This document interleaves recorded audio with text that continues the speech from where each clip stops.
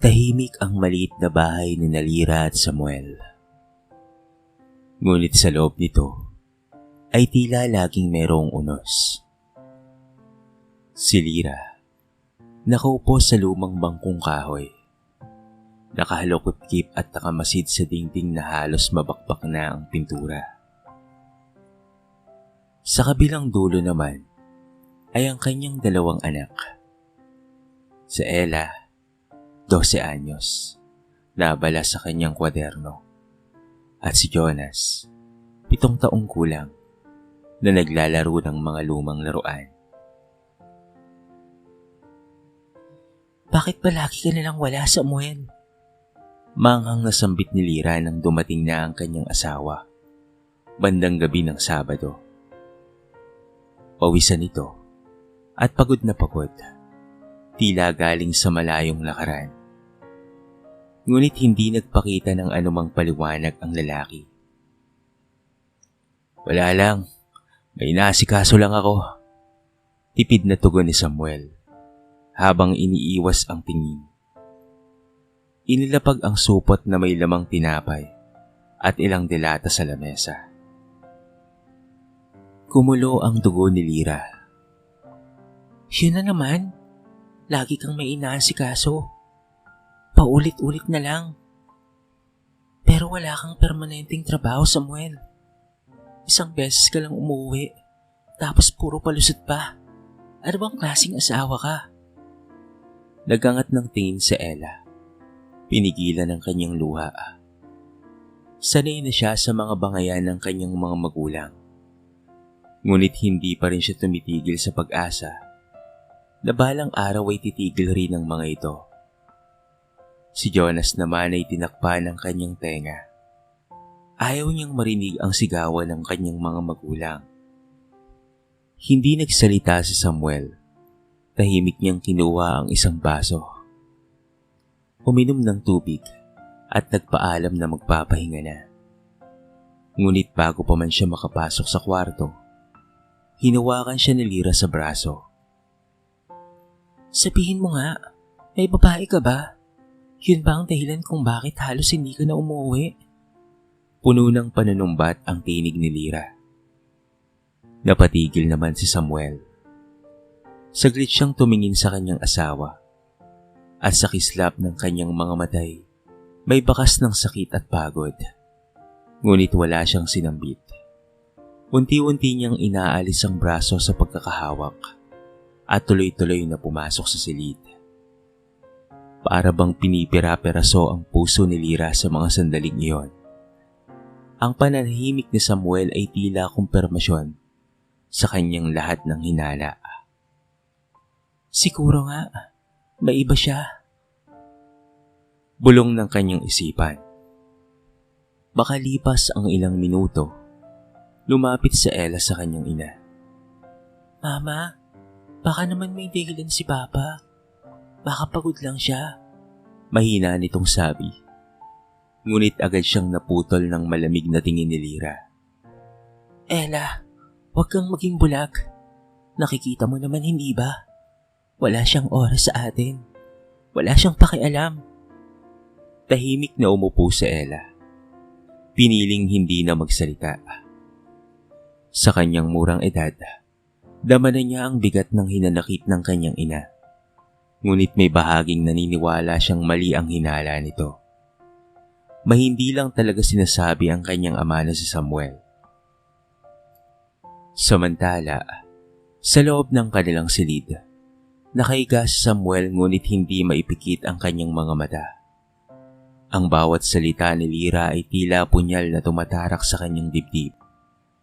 Gusto niyang ipaliwanag ang lahat, ngunit papaano? Papaano niyang sasabihin na ang mga gabi at araw na wala siya sa piling ng kanyang pamilya ay inilalaan niya sa pagbabantay ng kanilang pamana sa lupang nais agawin ng mga kamag-anak.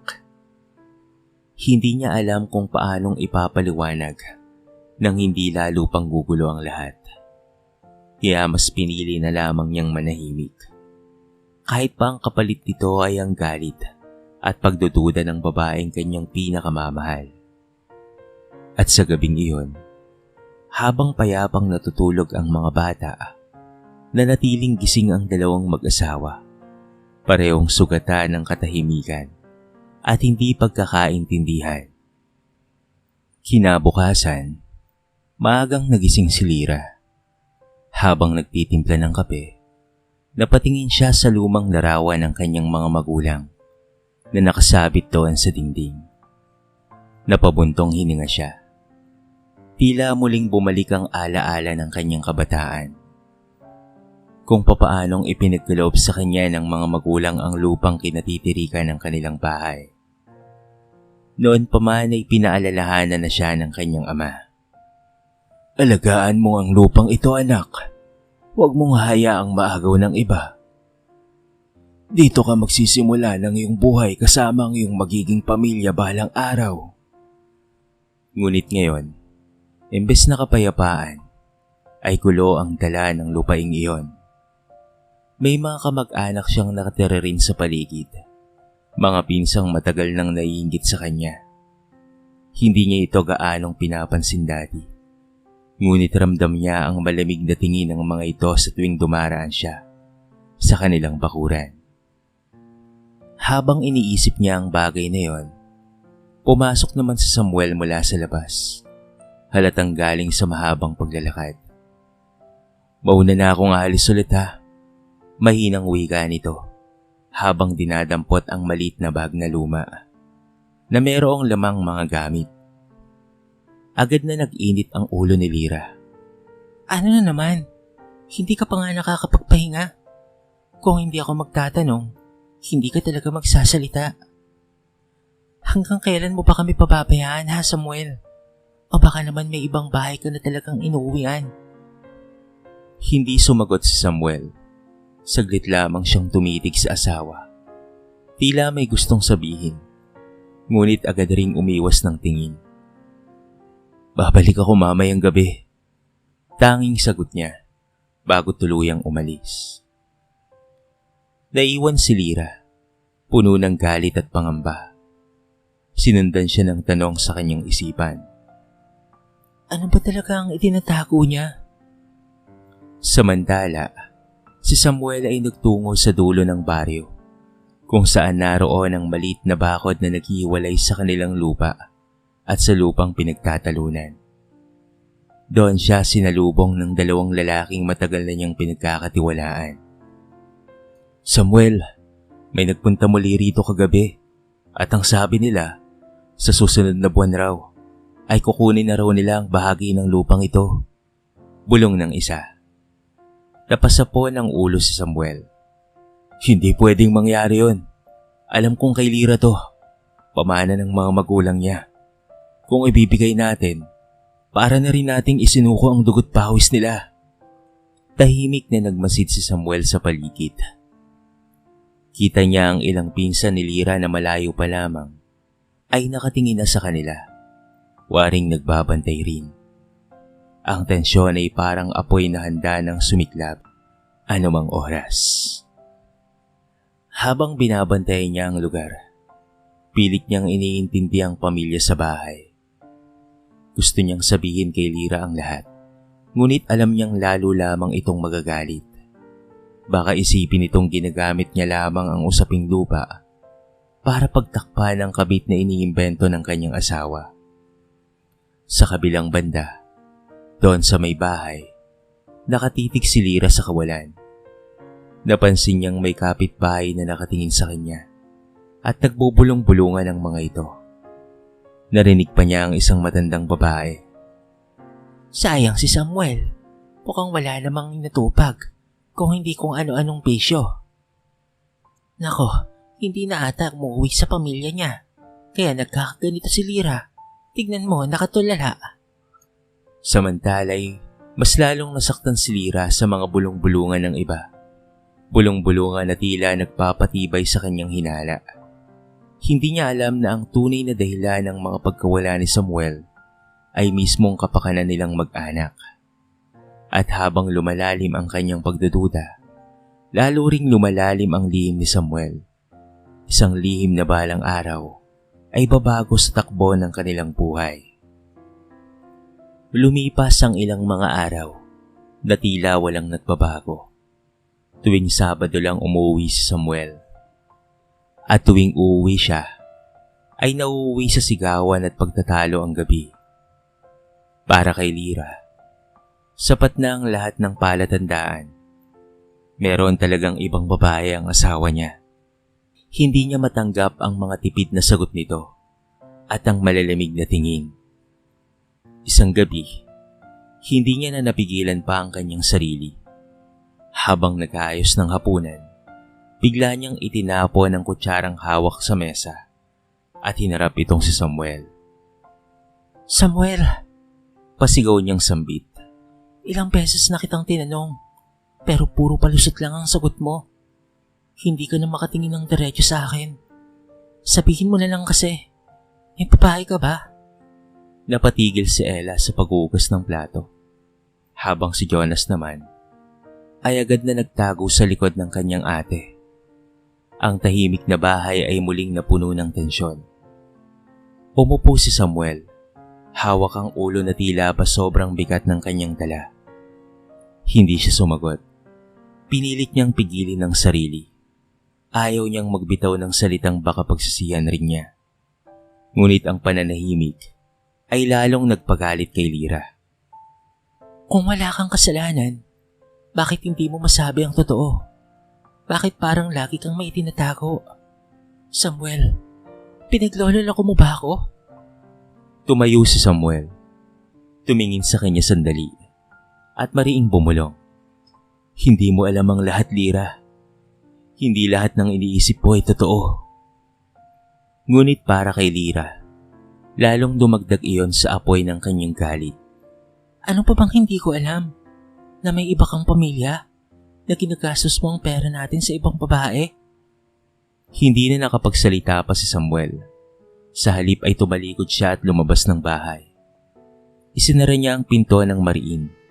Iniwan ang kanyang asawa at mga anak na naguguluhan. Mama, Mahinang sabi ni Ella. baka naman hindi totoo ang iniisip mo kay Papa at baka may ibang dahilan. Ngunit mariing umiling si Lyra.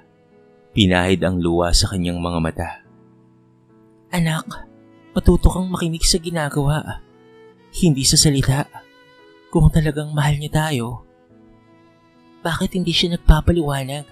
Bakit lagi siyang wala? Kinagabihan, hindi mapakali si Lyra. Habang nakaiga, ay nagpasya na talaga siya. Hindi na ako magpapaloko. Susundan ko siya sa susunod niyang alis. Kailangang malaman ko ang totoo. At dumating nga ang pagkakataong iyon. Sa mga sumunod na linggo, matapos maghapunan, ay nagpaalam si Samuel na may aasikasuhin. Tahimik na sumunod si Lyra sa hindi kalayuan. Habang tinatahak ni Samuel ang daan patungo sa baryo, dahan-dahang naglalakad si Lyra sa likod niya. Pilit na nagtatago sa dilim. Huminto ang kanyang asawa sa isang lugar malapit sa bakanting lote, kung saan ay madalas na nagtitipon ng ilang kalalakihan. Nakita niyang lumapit si Samuel sa tatlong lalaki. Mahigpit ang kanilang usapan, at sa malamlam na ilaw ng poste, nakita ni Lyra ang seryosong ekspresyon ng asawa. Nakaramdam siya ng matinding kaba. Ito na ba? Bulong niya sa sarili. Ito na ang ebidensya. Baka ito ang babae niya. O baka may mas masahol pa siyang ginagawa. Ngunit ang hindi niya alam, ang gabing iyon ay simula ng pagbukas ng mas malalim na lihim. Isang lihim na hindi niya inakalang magbabago sa kanyang tingin kay Samuel. Mahigpit ang kapit ni Lyra sa poste, habang nakasilip sa dilim. Mabilis ang tibok ng kanyang puso. Nakikita niya si Samuel na nakikipag-usap sa tatlong lalaking hindi niya kilala. Ang isa sa mga ito ay may hawak pang bote ng alak, habang ang isa naman ay may dalang malaking bag na tila may laman na mabigat. Ito na nga siguro, Bulong ni Lyra sa sarili. baka mga barkada niyo to sa bisyo. O baka may mas masahol pa. Lumapit ang isa sa mga lalaki kay Samuel at maririnig ang malalim na tinig. Samuel, sinabi na namin sa'yo, huwag mo na kaming harangin. Ang lupang yan, wala ka namang karapatan dyan. Mas mabuting ibigay mo na lamang sa amin bago pa lumala ang lahat. Nanigas naman si Lira. Lupa? Maring umiling si Samuel. Hindi pwede. Hindi niyo alam kung anong halaga ng lupang yun kay Lira. Pamana yun ng mga magulang niya sa kanya. At habang ako'y buhay, hindi niyo basta-bastang maangkin to. Napasingap si Lira. Halos mabitawan ang pagkakahawak sa poste.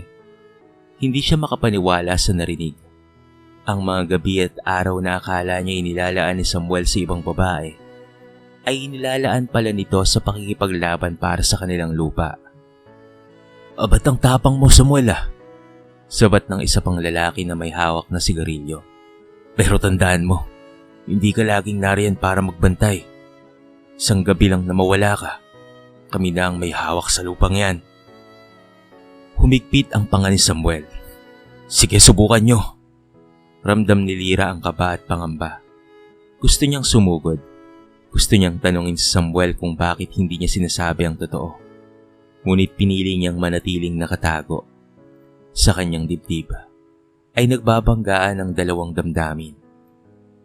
Galit sa matagal na pananahimik ni Samuel at guilt dahil sa maling hinala niya na matagal na niyang pinaniniwalaan.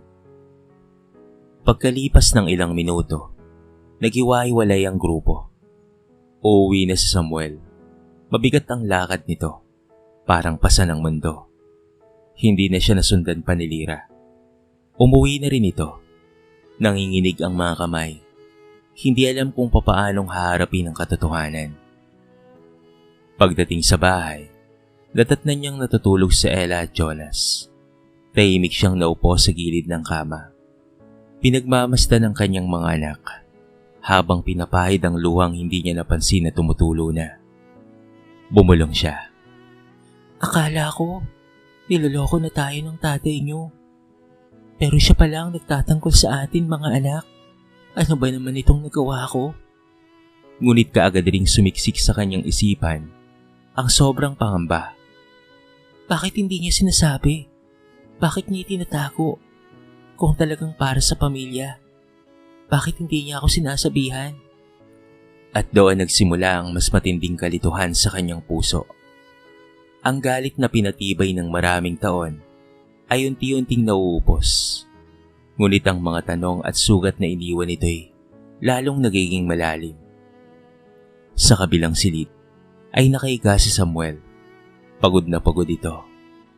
Hindi niya alam na ang lihim na pilit niyang ikinukubli ay natuklasan na pala ng asawa.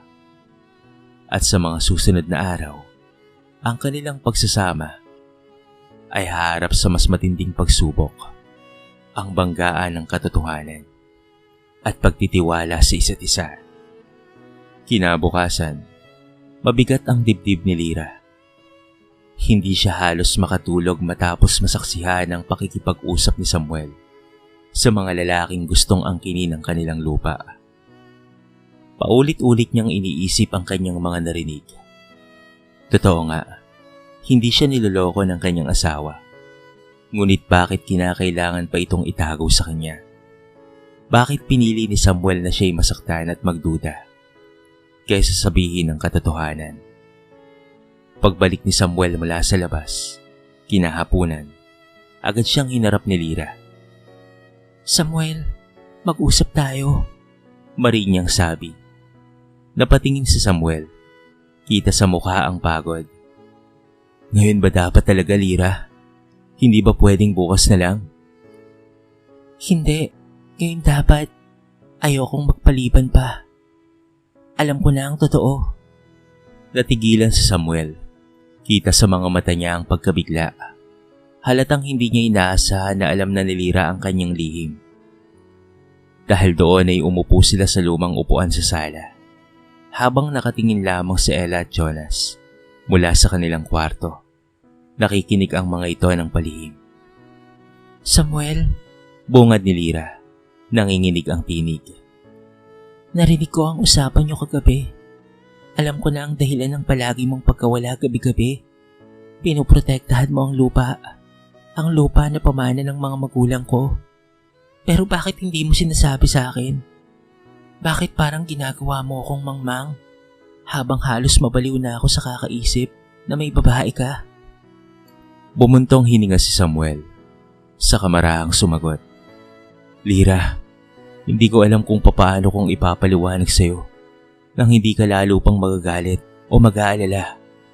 Natatakot ako na baka isipin mong dahilan ko lamang ito, na baka hindi ka maniwala, kaya pinili kong akuin ng lahat kahit galit ka na sa akin. Pero alam mo ba kung ano ang ginawa sa akin ng pananahimik mong yan? Singal ni Lira. Pinipigilang umiyak. Araw-araw, iniisip ko na may iba kang babae.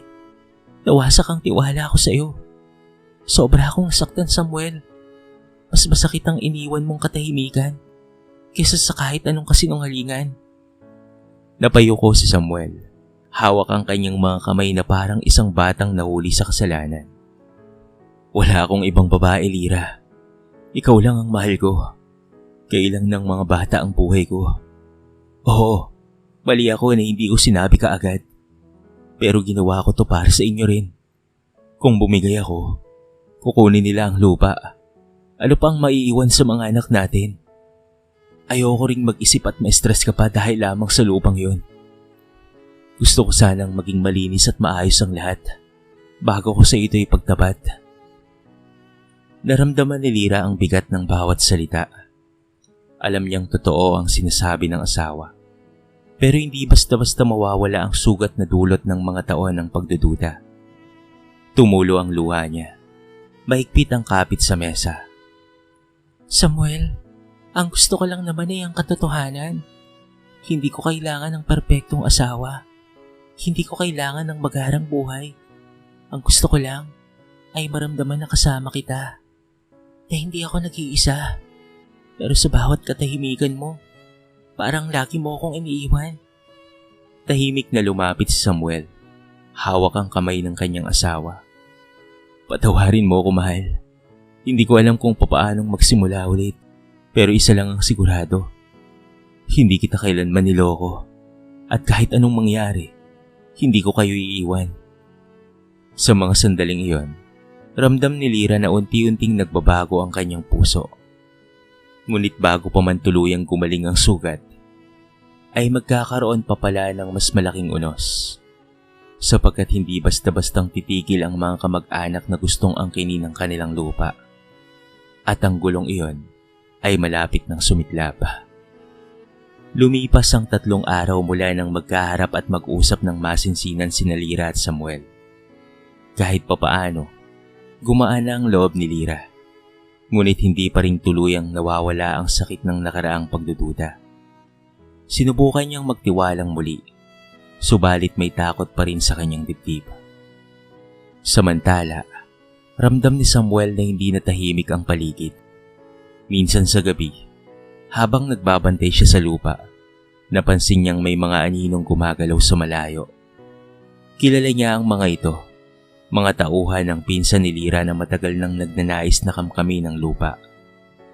Hindi na sila nagtatago. Malinaw ang kanilang intensyon. At dumating nga ang gabi ng gulo. 10:00 na ng gabi. Tahimik na natutulog sina Ella at Jonas nang biglang may malakas na kalabog sa labas. Lumabas kayo riyan. Hindi niyo kami maluloko. Sa amin ang lupang yun. Nagulat si Lira at agad na kumapit kay Samuel. Samuel, sila na ba yun? Dito ka lang ha. Huwag mong hayaang lumabas ang mga bata. Utos ni Samuel habang agad na lumabas. Dala ang isang kahoy na pamalo. Samantala, nasa labas ang 3 lalaki na nagbabantang pumasok. May hawak na mga itak at bato. Isa sa kanila ay nagsalita. Samuel, huwag mo na kaming harangin pa. Walang papel na nagpapatunay na sa asawa mo ang lupang yun. Sa amin yun. Mariing tumayo si Samuel. Naniningkit ang mga mata. Hindi nyo kailanman makukuha ang lupang yun. Kahit kailan, hindi ko hayaang sirain nyo ang ipinandar ng mga magulang ni Lira. Maya-may dumating ang 2 sa mga kaibigan ni Samuel. Dala ang mga flashlight at kahoy. "Hindi ka nag-iisa, Samuel," sigaw ng isa. Tumayo silang magkakatabi, handang ipagtanggol ang bawat isa. Nagsimula ang kaguluhan. Hagisa ng bato, hampasan ng kahoy. At dahil doon ay umalingongaw ang sigaw sa madilim na kalsada. Sa loob ng bahay, yakap ni Lyra ang mga anak. Nanginginig habang naririnig ang kalabog at ingay mula sa labas. Hindi niya alam kung ano na ang nangyayari kay Samuel. Ngunit ramdam niyang nakataya ang lahat. "Ma, may mangyayari ba kay Papa?" Tanong ni Jonas. Nangingilid ang luha. Mariing niyakap ni Lyra ang anak. "Wala, anak. Hindi pa babayaan ni Papa na may mangyaring masama. Ipinaglalaban niya tayo." Tumagal ng ilang minuto ang gulo, hanggang sa makarinig sila ng mga sigaw mula sa malayo. Mga kapitbahay na nagising at nagsilapitan. Sa takot na mas lumaki ang gulo, nagtakbuhan ang mga tauhan ng pinsan ni Lyra. Iniwan ang lugar na puno ng ingay at kalat. Pagbalik ni Samuel sa loob ng bahay, sugatan ang kamay nito, hingal na hingal. Agad siyang sinalubong ni Lyra at saka tinulungan. "Samuel." Halos hindi makapagsalita si Lyra sa pag-aalala. Ngunit si Samuel, kahit masakit ang katawan, ay nakangiting nagsalita. "Sabi ko naman sa'yo hindi kita iiwan. Hanggat kaya ko, puprotektahan ko ang pamilyang ito." At doon ay tuluyang bumagsak ang luha ni Lyra. Sa unang pagkakataon, nakita niya ng malinaw ang katotohanan. Ang lalaking pinaghihinalaan niyang may ibang babae ay siya palang tahimik na sundalo ng kanilang pamilya. Ngunit batid nilang hindi pa rito nagtatapos ang lahat. Ang pag-atake ay simula pa lamang ng mas matinding laban. Isang laban na hindi lamang patungkol sa lupa, kung hindi patungkol sa tiwala, pamilya, at pag-ibig. Tahimik ang buong bahay matapos ang kaguluhan. Nakaupo si Lyra sa gilid ng kama, habang nililinis ang sugat sa braso ni Samuel, gamit ang maligamgam na tubig, at kaunting gamot na hinihingi niya sa kapitbahay. Samantala, nagpapahinga naman sa sala ang dalawang kaibigan ni Samuel na tumulong sa kanya sa pakikipaglaban.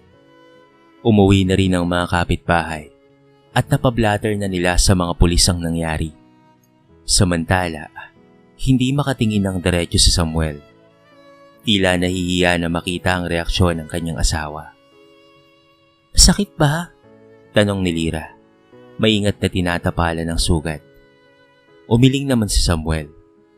"Mas masakit pa ang narinig kong mga salita mula sa iyo noong mga nakaraang linggo, mahal." Mahina nitong tugon. Napatigil si Lyra. Kinurot ng guilt ang kanyang puso. Ilang sandali siyang natahimik bago tuluyang nagsalita. Halos pabulong. "Samuel, patawarin mo sana ako.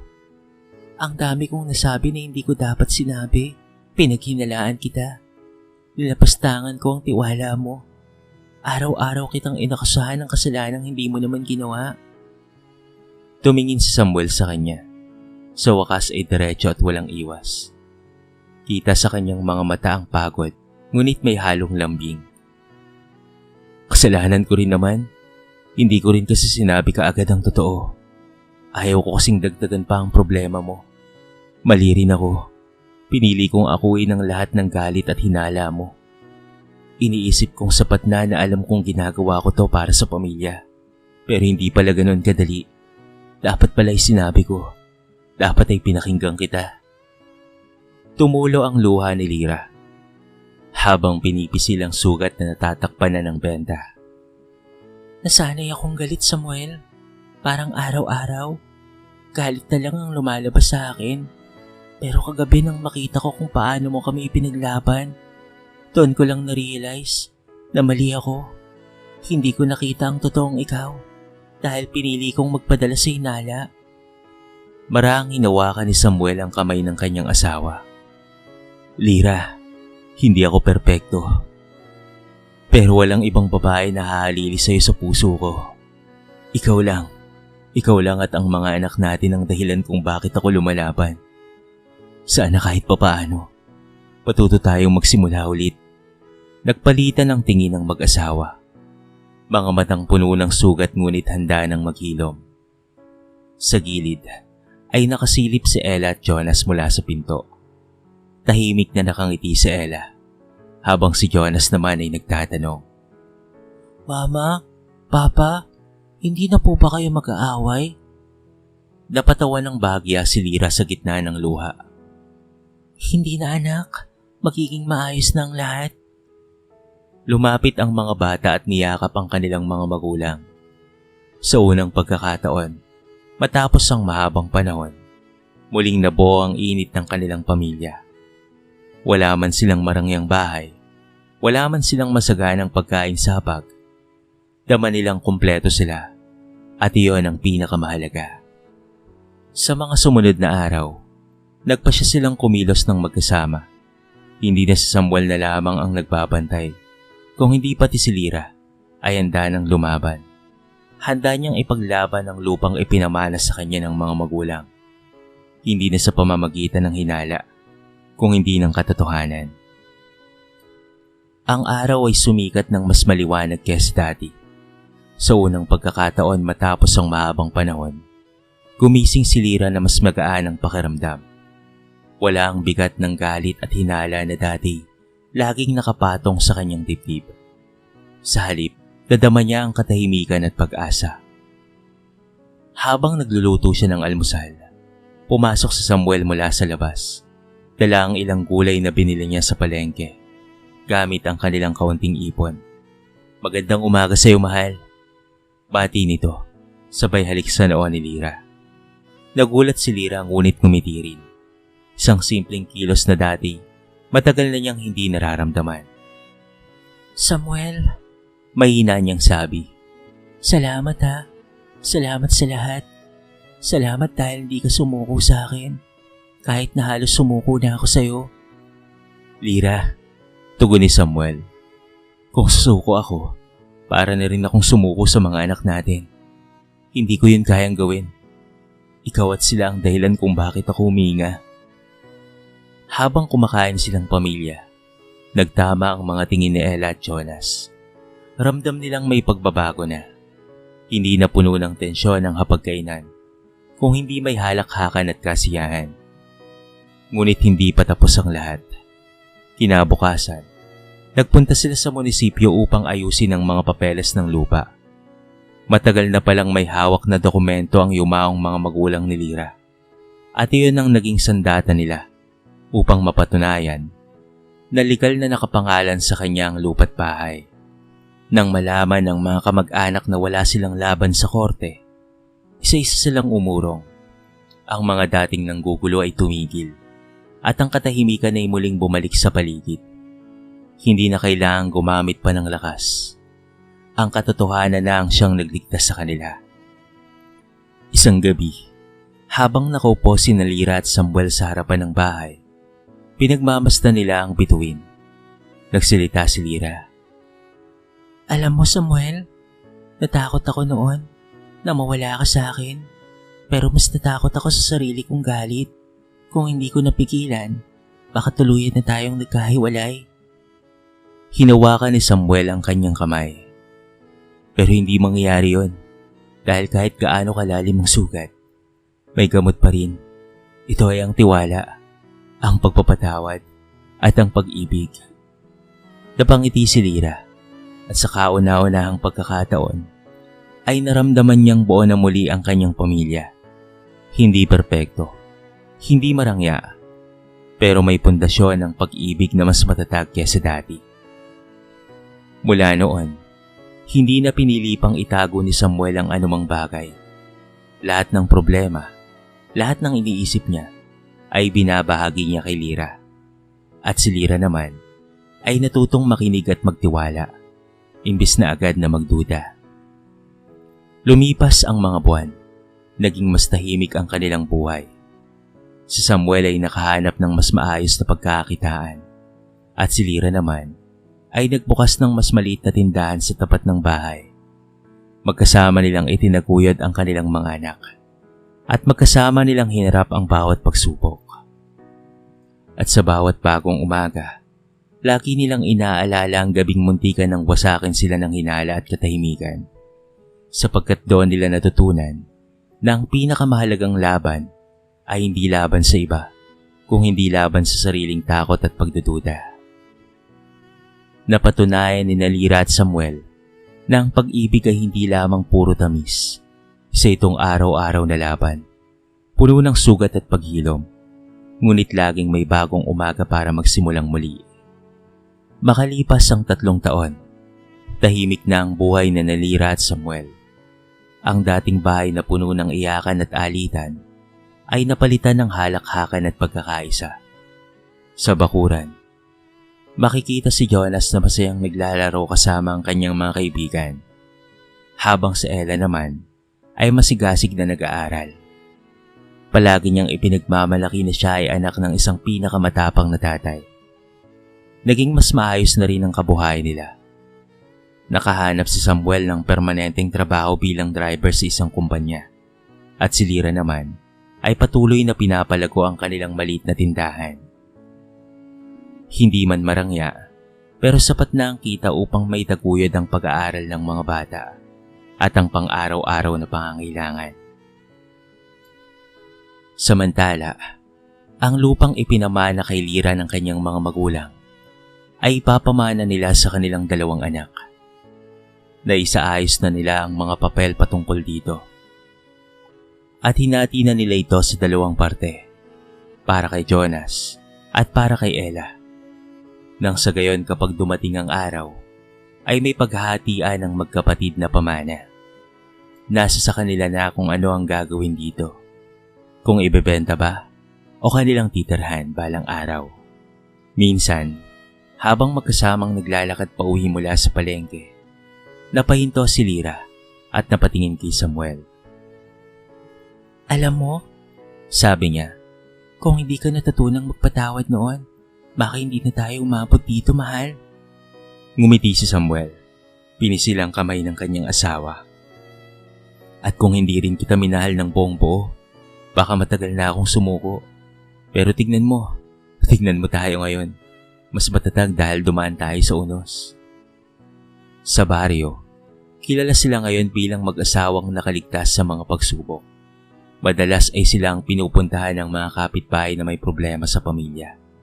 Humihingi ng payo kung papaanong magtaguyod ng tiwala at pag-ibig sa isa't isa.